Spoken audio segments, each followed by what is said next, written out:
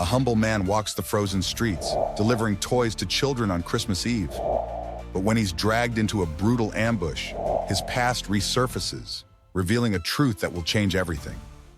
The biting cold of the December evening wrapped itself around the narrow alleys of the favela, where crooked shacks leaned against one another like weary companions.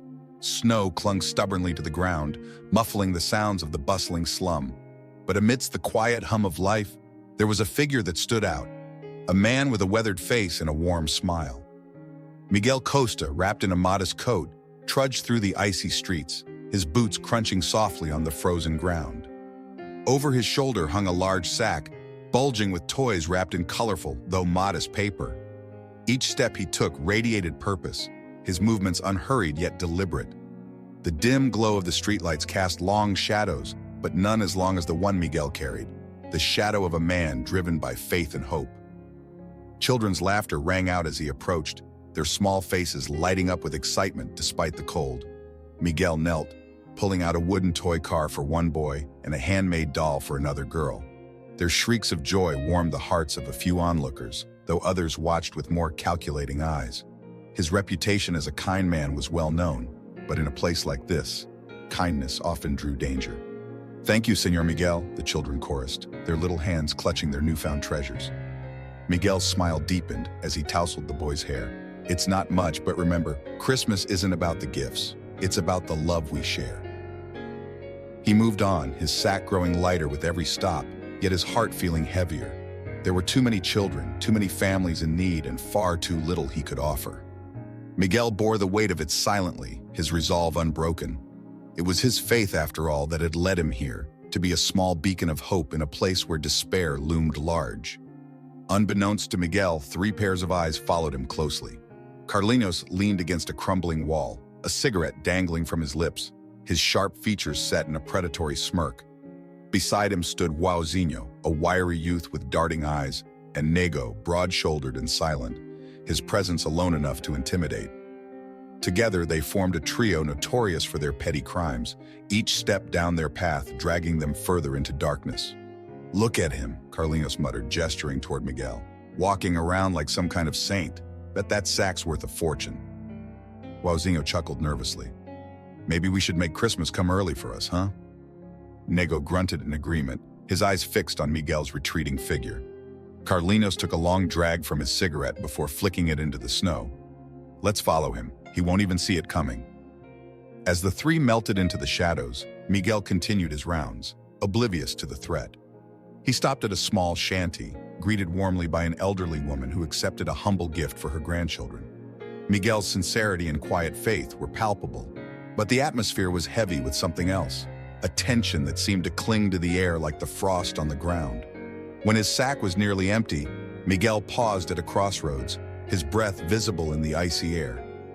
The streets were quieter now, the laughter of children replaced by the distant sound of barking dogs and the occasional rattle of tin roofs.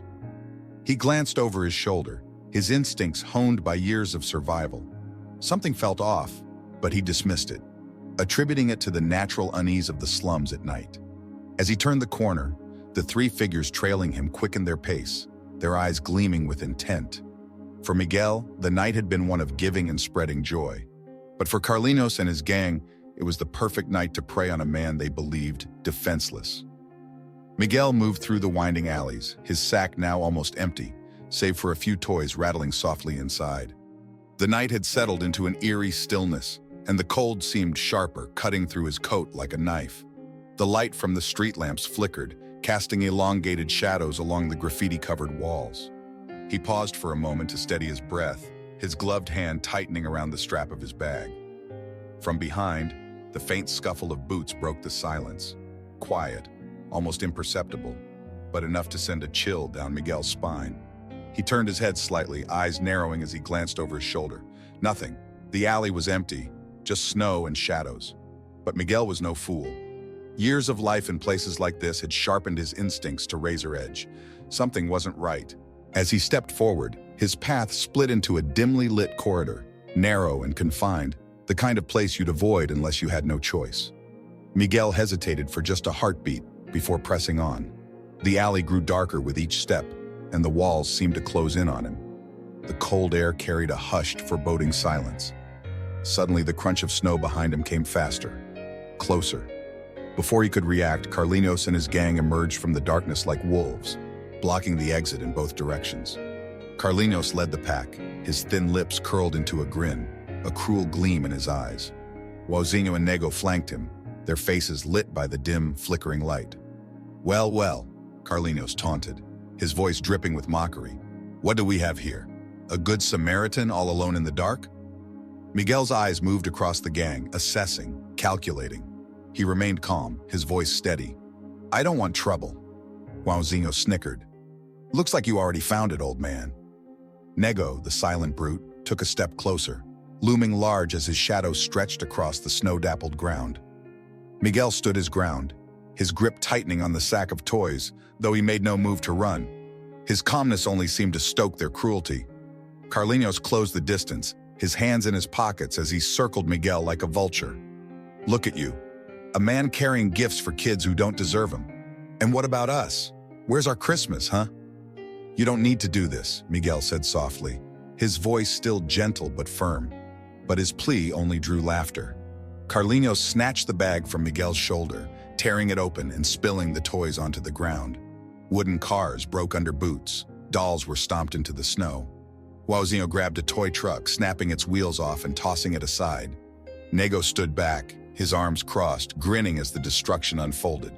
Miguel's face tightened, a flash of something dark flickering in his eyes as he watched them destroy what little joy remained. He stepped forward. "That's enough." Carlinos spun to face him, his grin gone. "Enough? You don't tell us when to stop, old man." Without warning, Carlinos shoved Miguel hard. He stumbled, slipping on the frozen ground, and hit the wall with a dull thud. The cold bit into his palms as he caught himself, but he stayed quiet, pushing the pain aside. "Maybe we take him somewhere private," Wauzinho said, a malicious glint in his eye. Carlinos smirked. "Good idea." Before Miguel could rise, Nego grabbed him roughly by the arms and yanked him to his feet. Miguel didn't struggle. His stillness unnerved Wauzinho, who muttered something under his breath as they dragged their captive down the alley. The weight of Miguel's silent stare seemed to linger, heavy and unnerving, though his expression remained calm. The trio led him to a nearby warehouse, its windows shattered and roof sagging from years of neglect. The massive doors creaked as Nego pushed them open, and the biting wind seemed to groan in protest. Inside, the air was colder still, as though the frost had seeped into the concrete and refused to leave. Carlinos shoved Miguel into a rickety wooden chair, binding his hands behind him with rough rope. Snowflakes drifted through the broken ceiling, landing on the cracked floor where remnants of machinery lay abandoned and rusting.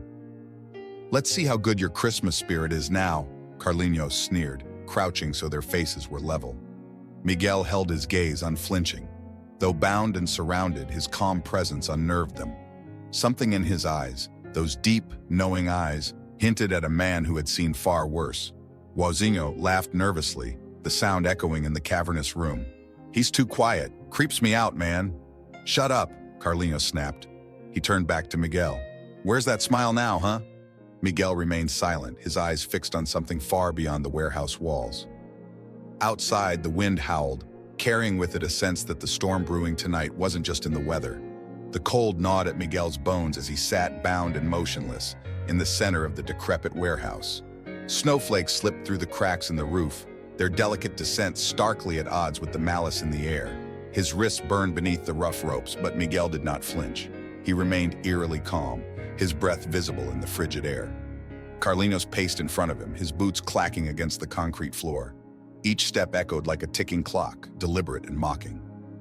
Wauzinho slouched against a rusted beam, rubbing his arms to keep warm, while Nego sat on an old crate, arms crossed, eyes glued to Miguel.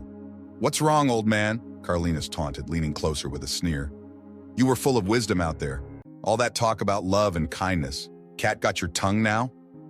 Miguel's lips barely moved as he responded. "It's not too late. For you." The words hung in the air like smoke, soft but unsettling. Carlinos' smile faltered. "What did you say?" Miguel lifted his eyes, piercing and steady, and Carlinos recoiled slightly, as if he'd seen something unexpected, something buried deep. "Don't listen to him, man," Wauzinho piped up nervously. "He's just trying to mess with us." Miguel turned his gaze toward the young man studying him. Wauzinho looked away, unable to meet the silent scrutiny.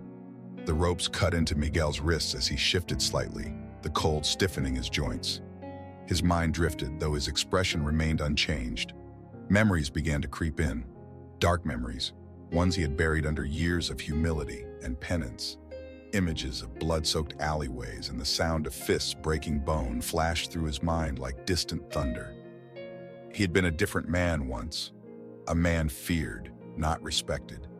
A man who moved like a shadow through the underworld, leaving chaos in his wake. Those days were gone, or so he had convinced himself. But tonight, as the ropes tightened and the cruelty of his captors sharpened, the old instincts stirred. "Still too quiet," Carlinhos muttered, his unease showing. "You think you're better than us, don't you?" Miguel said nothing, his silence louder than any insult. "You know what I think?" Carlinhos continued, circling him. "I think you're weak. A man who believes in fairy tales, who wastes time on people who wouldn't lift a finger for you."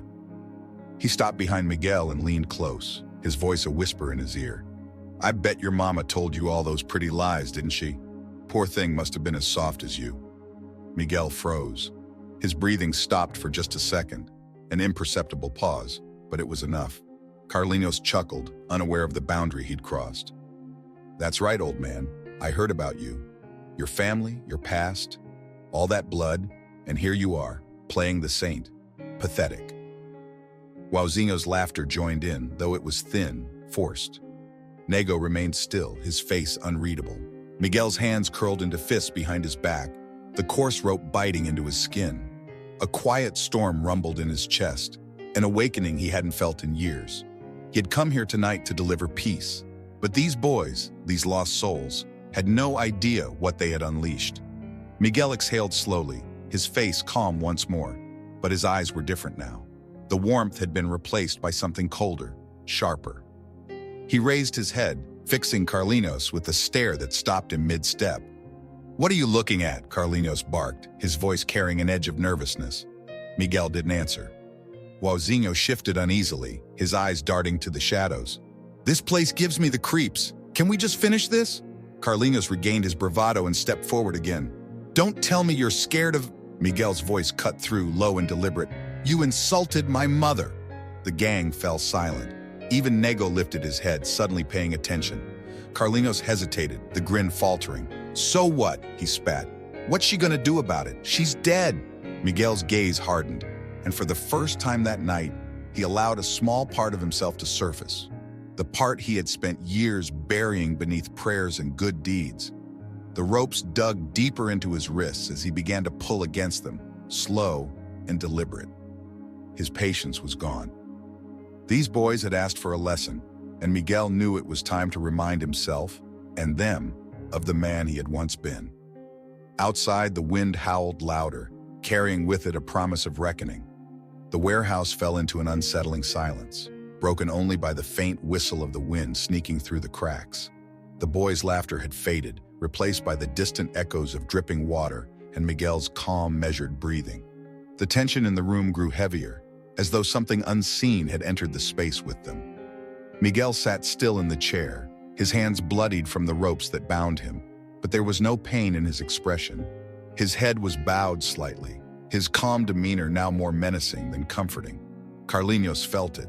Wauzinho did too. The quiet had changed, thickened into something unnatural. "What's his deal?"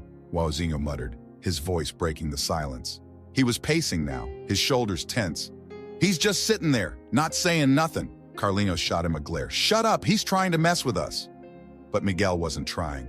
His muscles had been subtly shifting, flexing and loosening as he worked against the ropes. Years of experience had taught him patience, patience to observe, to plan, and to strike when the time was right. He could feel the frayed edges of the bindings now, just moments away from snapping. A loud clatter echoed as Wauzinho kicked over an old bucket. The sound made Carlinhos whirl on him. "What the hell's wrong with you? He's weird, man!" Wauzinho shot back, his voice high with nerves. "You saw how he looked at us. I don't like it." Miguel's lips curled ever so slightly. He didn't need to speak.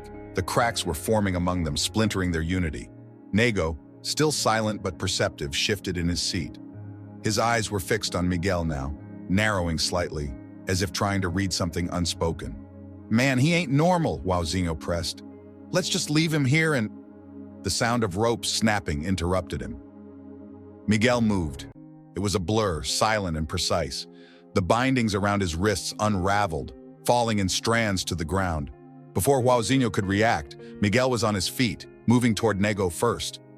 The big man barely had time to push himself off the crate before Miguel grabbed him. A quick, brutal strike to Nego's throat sent him stumbling, gasping for air as he collapsed to the ground, clutching his neck. Wauzinho screamed, "Carlinhos!" Miguel didn't stop. He was already on Wauzinho, closing the distance with a predator's grace. Wauzinho swung wildly with a rusted pipe, but Miguel ducked, his movements clean and practiced. With a swift kick to the boy's knee, Wauzinho crumpled to the floor, crying out in pain. Carlinhos stumbled back, his eyes wide as Miguel turned to face him. You stay back!" Miguel's gaze was steady, unblinking. He was breathing heavily, but not from exhaustion. His silence spoke volumes, a man no longer restrained, no longer patient. Carlinhos grabbed a broken plank, nails jutting out, holding it like a weapon. "You don't scare me, old man!" Miguel took a slow step forward, then another. "Don't come closer!" Carlinhos' voice cracked, but Miguel didn't stop. Carlinhos swung the plank, but Miguel was faster. He sidestepped, grabbing Carlinhos' wrist and twisting it with enough force to make him drop the weapon. The plank clattered to the ground as Carlinhos fell back, scrambling to escape Miguel's reach.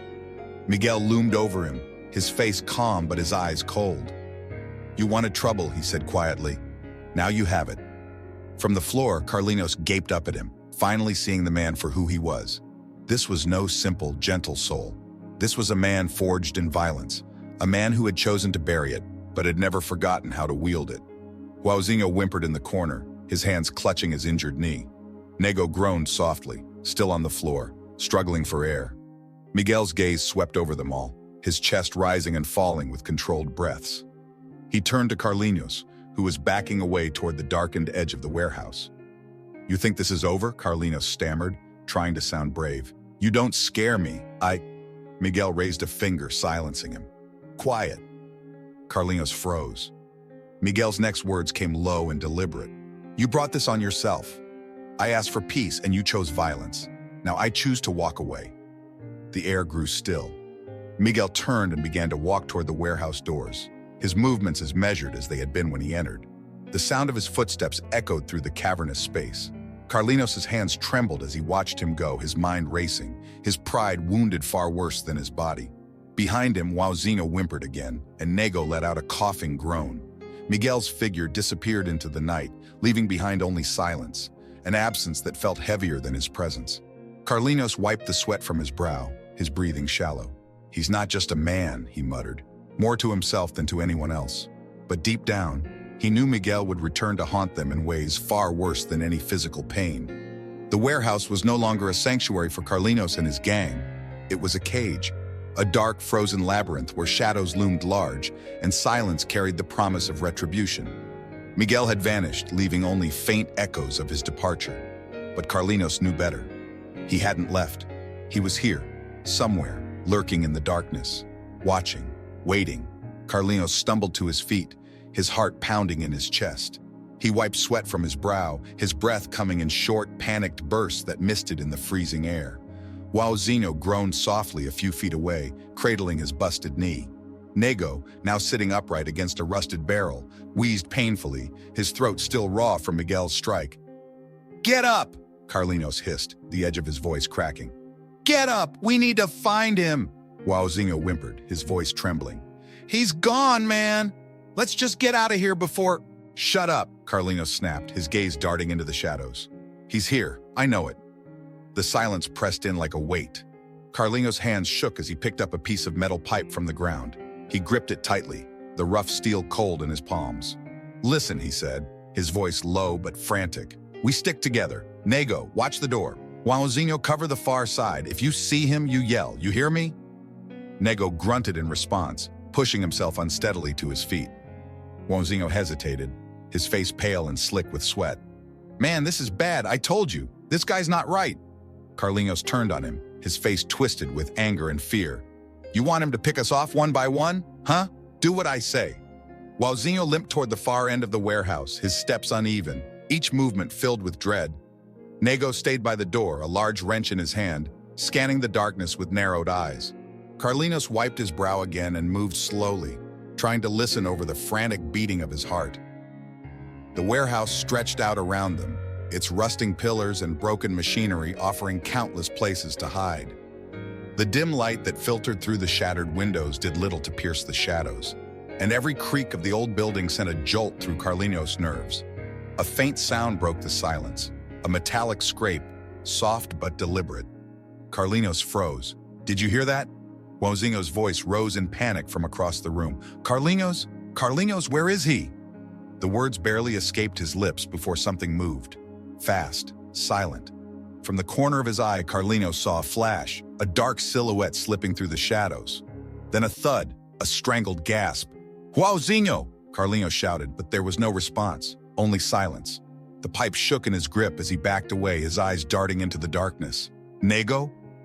A heavy breath came from the doorway. Carlinos turned just in time to see Nego step back into the light, his expression wide-eyed as though he'd seen a ghost.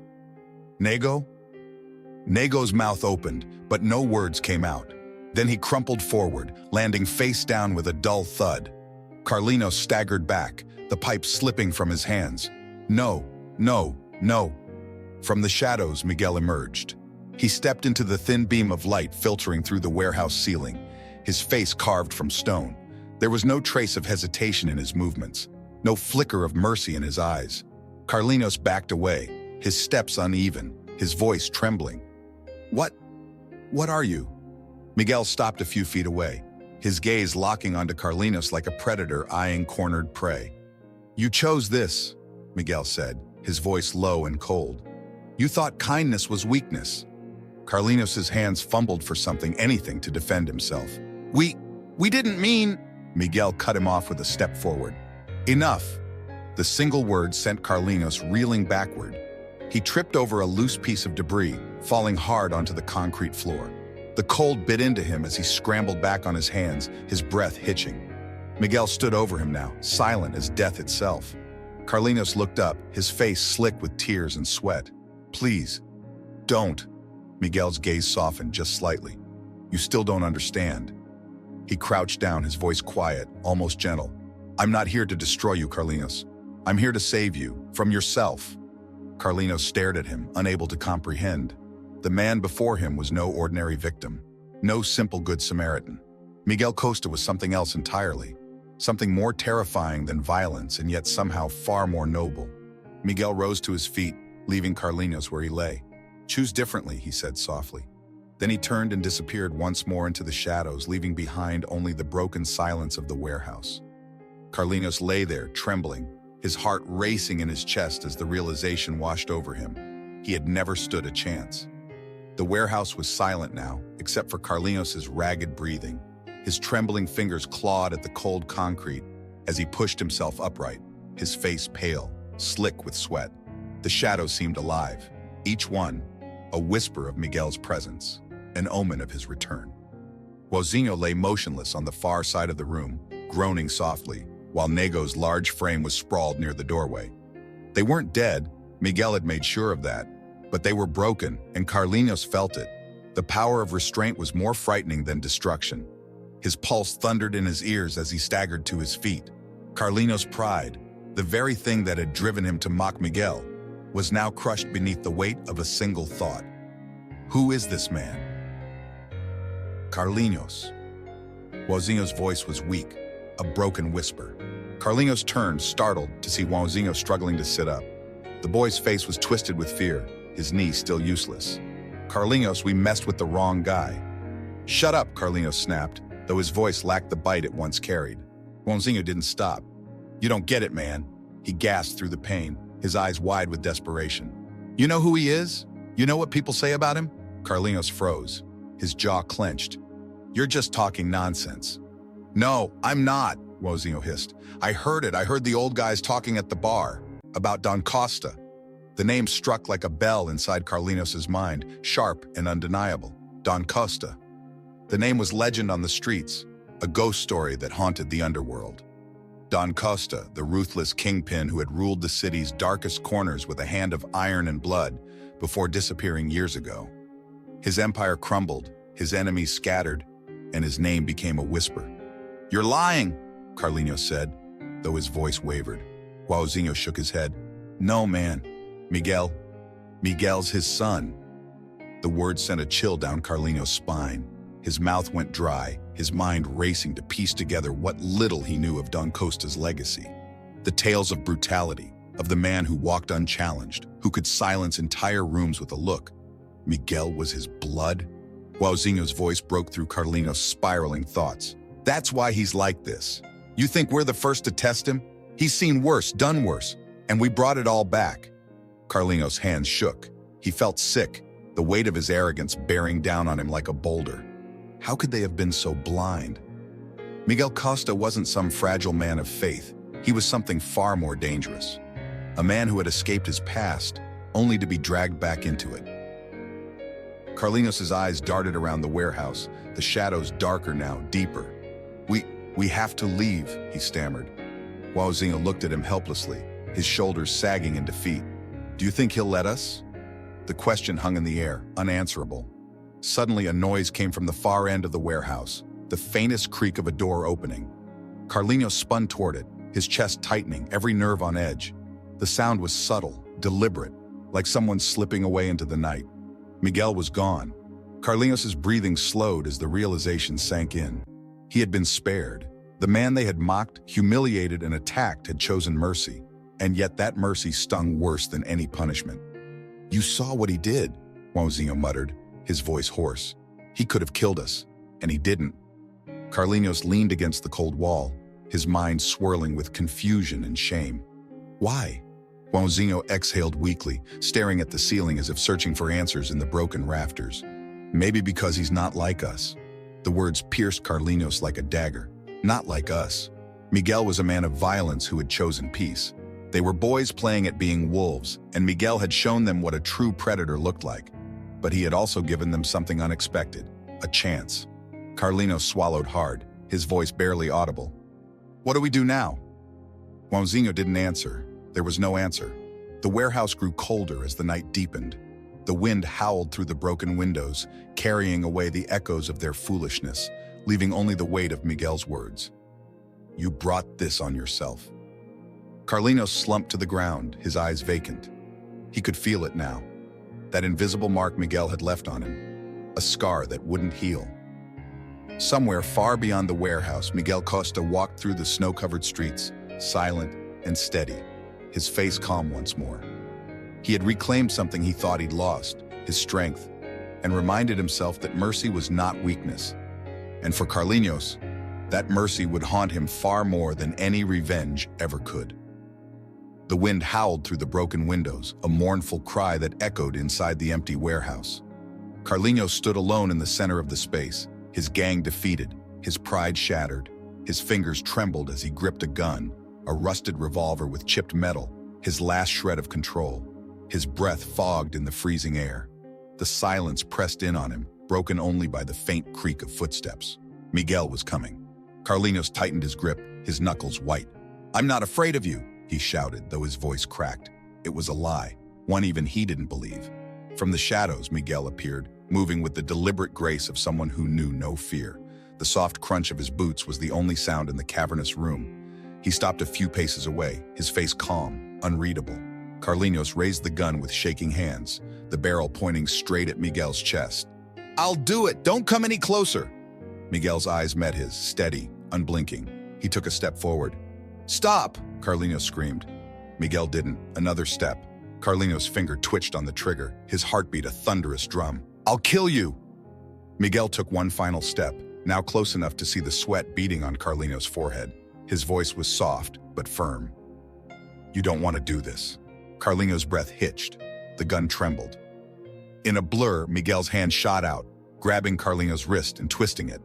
The gun clattered to the ground. Before Carlinhos could react, Miguel had him pinned, his strength undeniable but controlled. "You're not a killer," Miguel said quietly, his face inches from Carlinhos's. "Don't pretend to be." For the first time, Carlinhos believed him. Miguel held Carlinhos down, his grip firm but measured. The young man squirmed beneath him, his face a mask of fear and confusion. Miguel's dark eyes bore into his, not with anger, but with something deeper, something Carlinos couldn't name. "You had a choice," Miguel said quietly, his voice steady. "And you can still choose differently." Carlinos stopped struggling. His breath came in quick, shallow gasps, his body frozen beneath Miguel's strength. Miguel released him and stood. Carlinos remained on the floor, stunned, his hands shaking as he stared up at the man he had tried to break. Miguel turned, his steps echoing in the vast emptiness of the warehouse. "This is your second chance," he said, his voice soft but unyielding. "Don't waste it." Carlinos blinked, his throat dry as Miguel's figure retreated into the shadows. He wanted to shout, to demand answers, but the words wouldn't come. Miguel paused at the doorway, his silhouette framed by the cold light outside. Without turning back, he said, "Walk away from this life before it's too late." Then he was gone, swallowed by the night. Carlinos sat alone, the weight of Miguel's words pressing down on him harder than any fist ever could.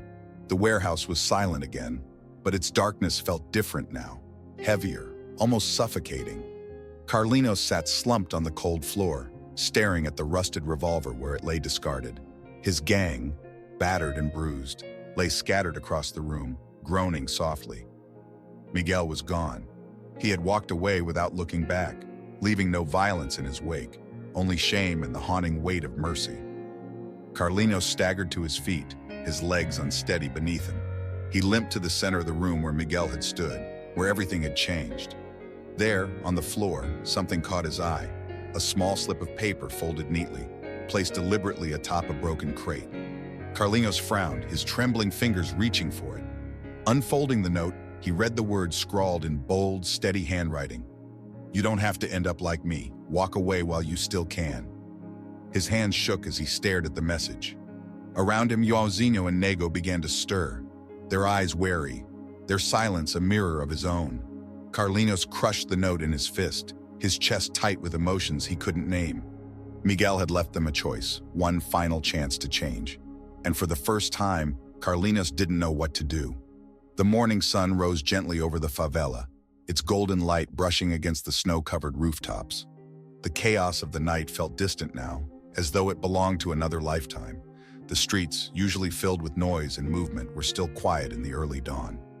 Miguel Costa walked alone, his boots leaving fresh prints in the snow as he moved through the narrow alleys. The cold stung his wounds, remnants of the fight, but he welcomed the pain. It was a reminder of the choice he had made. In his arms, he carried the sack of toys, what little remained after the gang's destruction. Though the bag was lighter, its purpose was unchanged. Children would smile today, and that was enough for him. As he approached the first row of shanties, a small girl peeked out from behind a tattered curtain. Her eyes lit up when she saw him. "Señor Miguel!" Her call brought others. Little faces emerged from doorways and windows, their excitement breaking through the quiet like sunlight breaking clouds. Miguel smiled faintly as he knelt, pulling out the first toy, a small handmade doll. He placed it in the girl's hands. "Merry Christmas," he said softly. The children gathered around him, their chatter filling the air as they clutched the toys he handed out. Wooden cars, paper kites, and patched-up dolls. Each gift, though simple, carried joy, and in their laughter, the cold seemed to vanish. From a distance, a group of adults watched silently, their faces etched with curiosity and reverence. Word of the events from the night before had spread quickly through the neighborhood. Whispers of Miguel's strength, his mercy, and his past were carried like echoes through the morning air. A thin man approached Miguel cautiously as the children ran off to play, their laughter trailing behind them. The man's eyes were weary but grateful. "Thank you, Miguel. I don't know why you keep doing this, but..." He paused, searching for the words. "People here see what you're doing. You're giving them hope." Miguel looked up at the man, his expression softening. "Hope is the only gift that matters." The man nodded, his gaze lingering on Miguel's bruised face. "And yet some still test your kindness." Miguel's lips pressed into a faint, knowing smile. "There's always a choice to make." The man left him with a small nod, disappearing back into the maze of shanties. Miguel watched him go before turning to continue his rounds. The weight of the sack on his shoulder grew lighter with every stop, and in its place, a warmth filled his chest, a warmth he hadn't felt in years. By mid-morning, the bag was empty. Miguel walked back toward his modest shack at the edge of the favela, the snow crunching beneath his boots. His body ached, and his muscles were heavy, but there was peace in his steps. When he reached his door, Miguel paused. A small envelope sat at the foot of his home, tucked carefully between the wooden slats. Frowning, he bent to pick it up, brushing the snow from its surface. There was no name, no marking, just a simple piece of paper sealed shut. He opened it. Inside, a single line was written in bold, simple letters. "There are others who need you." Miguel stared at the note for a long moment, his mind quiet, his breath visible in the cold air. He looked out across the slum, where the sound of children playing rose faintly in the distance. The streets, once silent and bleak, now seemed to hum with life. Miguel pocketed the note, his expression resolute. He turned and stepped into the street again, the snow swirling gently around him as the sun climbed higher in the sky. The past would always be part of him. He knew that now. But it no longer defined him. What mattered was the path he chose to walk. And today, he chose hope. In life, we often mistake kindness for weakness, but true strength lies in choosing compassion over violence, even when the world pushes us toward darkness. Miguel's story reminds us that the battles we fight within ourselves can be far greater than any external struggle. How would you have acted in his place? Would you hold on to mercy, or let the shadows of your past dictate your actions? Click the video on your screen now to continue this journey of self-discovery and explore stories that challenge who we are and who we want to become. Don't forget to subscribe for more inspiring tales and lessons that stay with you long after the story ends. See you in the next video.